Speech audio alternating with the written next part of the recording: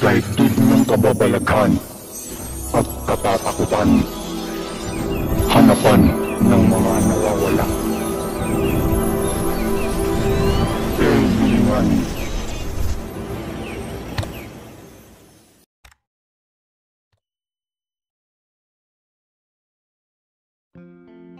Dark Alas Kababalaghan Fiction Comedy Horror Suspense Action Love Story alias Batong Buhay Chapter 16.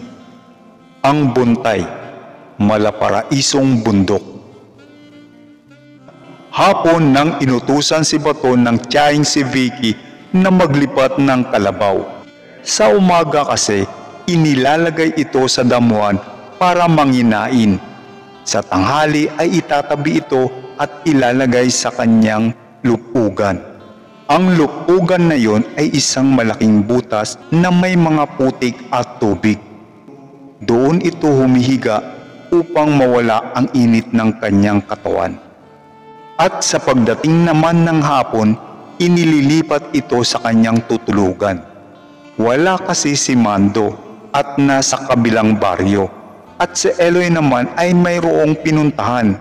Gagabihin na ito ng uwi kaya hindi na niya maililipat pa ang kalabaw. Pumunta si Ellen sa bahay nila at nakita itong naggagayak papunta na ito ng bukid. Nagtanong si Ellen kung saan ito pupunta. Sagot naman ni Bato ay pupunta ng bukid at maglilipat ng kalabaw. Nais ni Ellen sumama sa kanya dahil sabik na rin ito sa bukid. Hindi na kasi siya nakakapunta sa bukid nila nang pagbawalan na siya ng kanyang nanay. Wika naman ni Bato, hindi po pwede dahil madudumihan ito dahil maputik ang dadaanan nila. Saka mangangati lang ito dahil sa mga talahib. Ngunit makulit itong si Ellen at nais talagang sumama kay Bato. Pero sabi ni Bato, mapapagalitan siya ng nanay nito at baka sabihin kung saan-saan siya dinadala ni Bato. Narinig pala sila ni Vicky at sinabi nitong isama na ni Bato si Ellen upang makapasyal ng bukid at ikuha na rin ito ng prutas doon. Natuwa naman itong si Ellen sa sinabi ng tiyahin ni Bato at napakamot na lang ng ulo itong si Bato. Pero sinabi ni Vicky na magpaalam na muna si Ellen sa mama nito, baka hanapin siya nito. Agad namang tumakbo si Ellen pero sinabihan niya si Bato na huwag aalis at hintayin siya nito. Napangiti na lang si Vicky habang pinagmamasdan ang dalawa.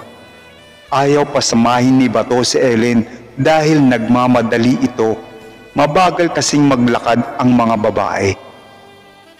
Maya-maya'y nakabalik na si Ellen at pinayagan ito ng kanyang mama. Kasi nga, spoiled ito sa mama at papa niya. Oh, Bato! Heto na ako! Nagulat si Bato dahil nakashort ang kaibigan. Ay naku naman, sa bukid po tayo pupunta, ma'am. Hindi po sa pasyalan. Pagbibiro nito. Bakit? Hindi na pwede to, Bato? Tanong ni Ellen. Natatawa na lang si Bato at nailing. Yari kasi ang maputing legs ni Ellen sa matatalim at makakating damo sa daan. Ipinaiiwan ni Bato ang tsinelas ni Ellen at inalok ito ng botas. Ito ang rubber boots na isinusuot ng magbubukid. Isinuot niya ito kay Ellen kasi siguradong kawawa ang mga paa nito sa lagkit ng putik at hindi siya sanay sa ganoon. Tumulak ang dalawa papuntang bukid. Tuwang-tuwa naman itong si Ellen. Habang naglalakad ang mga ito, todo alalay naman ang isa kay Ellen dahil hindi ito gaanong sanay sa pilapil na dinadaanan nila. Natudulas at nahuhulog siya dito. Sinabi ko na nga sa'yo kanina, huwag ka nang sumama. Ayang tuloy, parang ayaw mo nang maglakad. Gusto mo na bang bumalik, Ellen? Pang-aasar ni Bato. Umirap ito at masama ang tingin kay Bato. Tinanaw ni Ellen ang pabalik sa pinanggalingan nila. Napaisip ito na ang layo na nila kaya wala na siyang pagpipilian pa. Walang imik na nagtiyagang maglakad si Ellen at napapailing at natatawa na lang itong si Bato. Sa tiyaga at pagtitiis ni Ellen sa paglalakad, narating din nila ang bukid ng tiyuhin ni Bato. Ellen, diyan ka na lang muna ha sa kubo. Huwag kang aalis dyan, may kukunin lang ako. Tumango lang ito at hindi nagsasalita dahil siguro sa sobrang pagod. Pinuntahan ni Bato ang kalabaw para ilipat ito sa pwedeng tulugan nito. Itinali nitong maigi sa puno ang tali ng kalabaw pagkatapos ay tinungo nito ang puno ng papaya upang kumuha ng hinog na bunga. Nakakuha naman ito ng 3 katamtaman ang laki. Ang 2 ay iuuwi niya sa kanila para sa mag-asawa at ang isang medyo malaki ay sa kanilang 2 ni Ellen. Pagdating ng kubo, nadatnan nitong nakahiga at mukhang nakaidlip si Ellen. Tila napagod ito. Paglapit nito, napagmasdan nito ang maputing hita ni Ellen. Napakakinis noon. Hindi nito napigilang mapadako ang mga mata sa maiksing short ng kaibigan. Naaninag na nito ang kulay rosa nitong panloob. Kumuha siya ng sapin at tinakpan niya ito. Nang magising si Ellen, hindi ito nagpahalata at inilapag sa sahig na kawayan ang dalang papaya. Tinanong ni Ellen si Bato kung bakit ang tagal nito. Ipinakita nito ang papaya at sinabing kinuha pa niya iyon. Gusto na sanang kainin ni Ellen ang papaya, ngunit sinabi ni Bato na wag muna. Ipapasyal na muna niya ang kaibigan sa Buntay, isang mataas na lugar sa bahaging iyon ng bundok, at kita ang malawak na lupain at karagatan.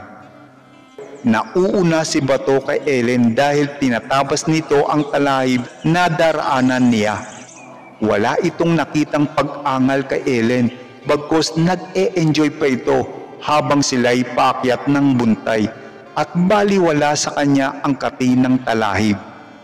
Nang marating ni Ellen ang tuktok ng buntay, humanga ito sa ganda ng tanawin doon. Wow, Bato! Ang ganda pala dito! Ngayon ko lang ito napuntahan ah! Ayaw naman kasi ako isama ni Papa kapag pumupunta siya dito. Masayang wika ni Ellen. Lumapit si Bato kay Ellen at tinabihan ito. Ellen, nakikita mo ba ang malawak na palayan na yon? Tumingin si Ellen sa palayan sa bandang ibaba. Inyo ba yan, Bato? Ang lawak ah! Hindi. Pero diyan nagtatanim si Chong. Sa banda roon, yun ang maliit na palayan namin. Ngumiti lang si Ellen sa sinabi ni Bato. Yun pa, Ellen, nakikita mo ba ang malawak na nyogan na yan? Hindi yan lahat amin. Yun banda doon, malapit sa palayan. Yun lang ang amin. Napangiti lang si Ellen sa kwento ni Bato. Nakala mo'y nakakaloko. Ito pa. Nakikita mo ba ang malawak na karagatan na yan, Ellen? Sabay turo nito. Ayan. Alam kong hindi inyo yan, Bato. Pigil tawa ni Ellen. Hindi nga. May sinabi ba akong amin yan? Gusto ko lang sabihin sa'yo na ano. Na ano, Bato? Tugon ni Ellen at napatingin ito sa kaibigan. Na ang ganda ng dagat. Singganda mo, Ellen. Kinilig naman si Ellen sa sinabing iyon ng kaibigang tinatangi. Nagtawanan na lang ang dalawa habang sabay na pinagmamasdan ang malawak na lupain at karagatan. Natapunan ni Bato ng tingin ang maganda at maamong mukha ni Ellen. Noon lang ito napagmasdang ngumiti at tumawa ng ganong kasaya si Ellen. biglang umihip ang malakas na hangin nagmumula sa karagatan. Dumampi iyon sa magandang pisngi ni Ellen at inilipad nito ang mahabang buhok papunta sa mukha ni Bato. At napawaw ito sa mabangong buhok ng kaibigan. Nanatili lang siyang nakatingin kay Ellen at pinagmamasdan ang magandang mukha nito. Huminga ng malalim si Ellen habang nakapikit. Dinadama niya ang hanging tumatama sa kanyang katawan. Alexander Bato Aguinaldo, mamimiss kita. Bulong ni Ellen. Napangiti si Bato sa sinabi ng kaibigan. Maria Ellen Santiago, mamimiss din kita. Wika ni Bato habang nakaharap kay Ellen. Tumingin si Ellen sa kanya at ngumiti. Bato, mahal kita. Nakangiting sambit nito habang namumungay ang mga mata. Nagulat si Bato sa sinabi ni Ellen. Natameme ito at hindi nakapagsalita. Tumingin si Ellen sa mga mata ni Bato at nangusap ito. Ellen, mahal din kita. Hihintayin kita. Tumulo ang luha ni Ellen, hindi dahil sa lungkot na magkakahiwalay na sila, kundi sa sayang nadarama dahil nalaman niyang mahal din siya ng kanyang minamahal na si Bato. Yumakap si Ellen na humihikbi. Hinawakan ni Bato ang pisngi nito at napansing malamig ito. Nagpasya itong ibaba na si Ellen ng buntay.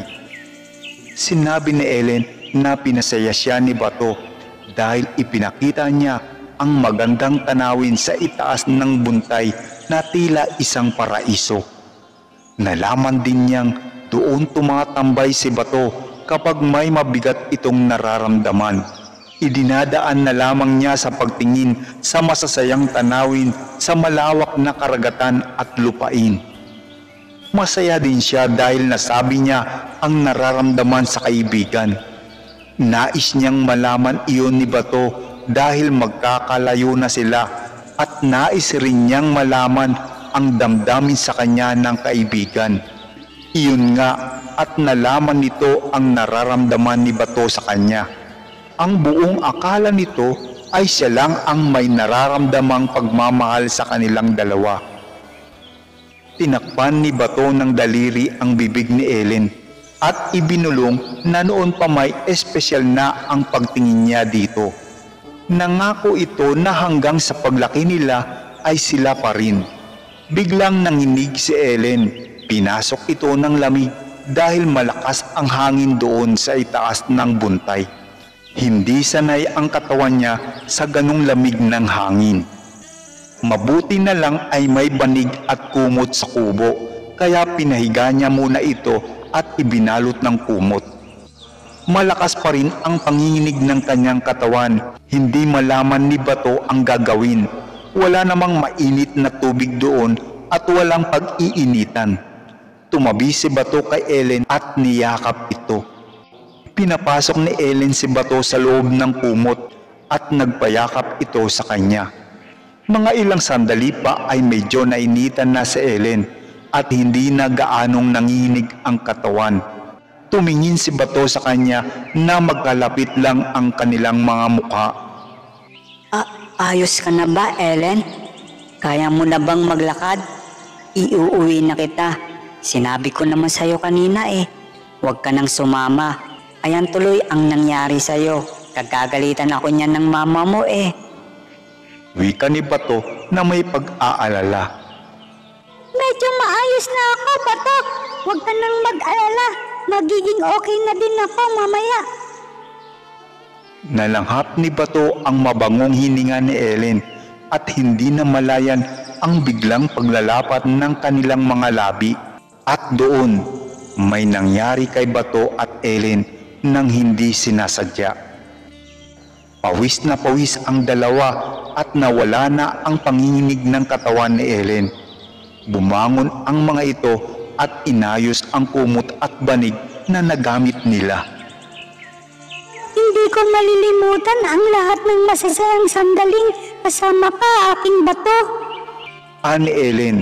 Umarap naman si Bato kay Ellen.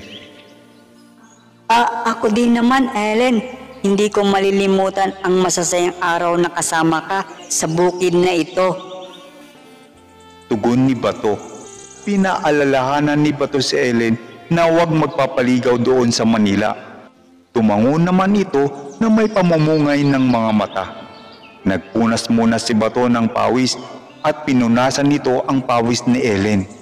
Kinuha nito ang itak upang biyakin ang papaya at ibinigay ito kay Ellen upang kainin. Habang kumakain si Ellen, napagmasdan ni Bato ang dibdib nito. Lumalaki na ang umbok at bumabakat na sa kanyang damit kapag walang sando.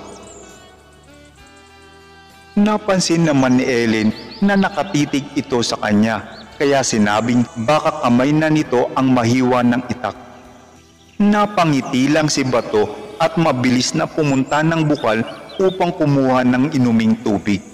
Napansin nitong malapit ng magdilim, kung kaya't dali-dali itong bumalik sa kubo at pinainom si Ellen ng matamis na tubig ng bukal. Mabilis nitong inilagay sa sako ang ibang papaya upang handa na sa pag-alis. Pagkatapos kumain ng papaya, nangingiti si Ellen sa kanyang naiisip. Para kasing totoong bahay-bahayan ang ginagawa nila at sila lang dalawa ang naroon sa bahay kubong iyon. Okay lang ba sa'yo, Ellen, na sa ganito tayo titira? Nakangiting tanong ni Bato. Oo naman, Bato. Basta magkasama lang tayo. Pilyang tawa ni Ellen. Samantala, tumulak na ang dalawa pauwi sa kanila. Nahihirapan na naman sa paglalakad si Ellen, kaya napapakapit ito sa braso ni Bato. Waray naglalambing. Naisip ni Bato na mas lalo silang matatagalan sa paglalakad kung ganon kabagal ang lakad nila. Tiyak, aabutin sila ng dilim sa daan. Teka Ellen, hawakan mong maigi itong bag na sako. Iniabot ito kay Ellen. Sa isip ni Bato, nabuhat nga niya ang tiyong senti niya noon na napakalaki sa kanya. Ito pa kayang sa Ellen na kasinlaki niya lang at babae pa. Nag-aalangan naman si Ellen sa gagawin ni Bato. Baka hindi siya nito kayang buhatin kasama ang mga papaya sa sako. Sinabi ni Bato na gagabihin sila kapag hindi niya iyon ginawa. Ang buhatin na lang si Ellen. Hinawakan ni Bato ang batong buhay sa kanyang baywang. Bahagyang umiinit ito. Nang pumasan sa likod ni Bato si Ellen, ramdam nito ang taglay na lakas na nagmumula sa kanyang batong buhay. Kapit lang, Ellen. Huwag kang bibitaw. Wika nito sabay takbo ng mabilis. Pakiramdam ni Ellen parang hindi sila sumasayad sa lupa. Wari ibong lumilipad sa bilis ng takbo ni Bato. Pakiramdam pa niya'y para silang nasa alapaap na kani-kanina lang ay narating nilang dalawa. Mga ilang minuto lang ay dumating na sila sa bakuran ng bahay nila Bato. Nagulat at nagtaka na lang ito dahil sandaling oras lang ay naroon na sila.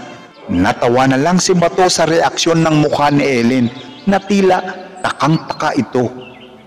Pero hindi niya pwedeng sabihin sa kaibigan kung saan nanggagaling ang bilis at lakas nito. Sinabi na lang nitong nakasanayan na niyang tumakbo na may daladalang mabigat sa kanyang likuran. Kaya mabilis siyang tumakbo kahit may dala o buhat-buhat pa itong mabigat. Sinabi niya kay Ellen kung naalala nito ang ebak ng kabayo na pinapaapakan ni Ricky kay Don, yun ganon din ang ginawa nito, kaya malakas at mabilis siyang tumakbo. Ang kabayo daw kasi ay malakas magdala sa likod nila ng mabibigat na bigas at mabilis din itong tumakbo. Parang ganon din daw siya nang maapakan ang ebak nito. At saka payat daw si Ellen kaya magaan ito. Napatango na lang si Ellen at kinurot sa tagiliran si Bato. Pero napaisip ito, bakit daw si Dondon hindi ganon kabilis tumakbo?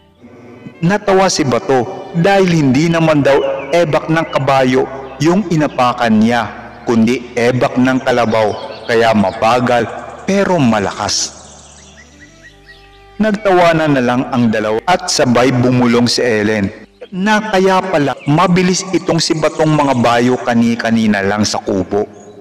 Napangiti na lang si Bato sa birong iyon ni Ellen.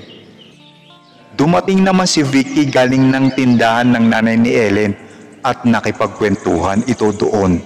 Agad nitong nakita ang dalawa at tinanong kung nasunod ba ang iniutos sa kanya ng kanyang tiyuhin. Sinabi din nitong ihatid na si Ellen sa kanila kasi hinihintay na siya ng mama niya at pinabigay na rin ang isang hinog na papaya para may napalaman lang si Ellen sa pagpunta sa bukid nila.